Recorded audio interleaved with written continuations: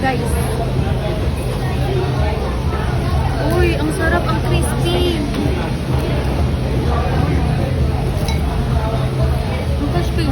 Kung nakikrave kayo sa potok-batok na crispy pata tapos may pares pa, pumunta na kayo dito sa Mr. Pares along Timog Avenue katabi ng Sequoia Hotel at sa tapat ng may church.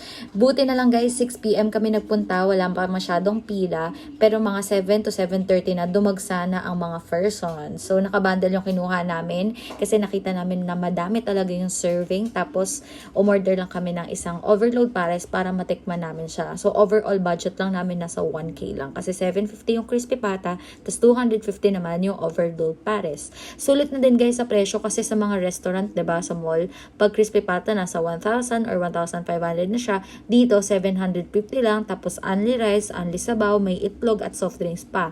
Good for 4 persons na siya, kaya solid talaga sa food trip nyong barkada.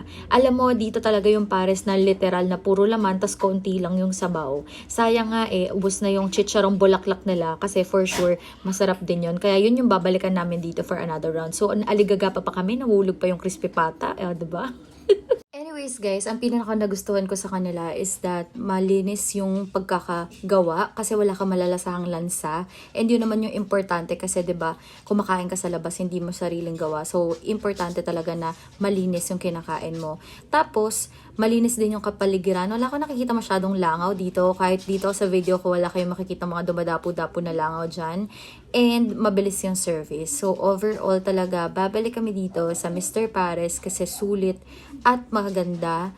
At higit sa lahat, malinis yung mga sineserve nilang pagkain. And yung mango tapioca nila, pantanggal umay dun sa kinain kong mga taba kanina. Sulit na din siya for 70 pesos. Di ka na nalugi. So yun lang guys, kung nagkikrave din kayo sa crispy pata, sumugod na kayo dito sa Mr. Pares. Sulit ang pera mo, masarap pa. Bye! See you in my next vlogs!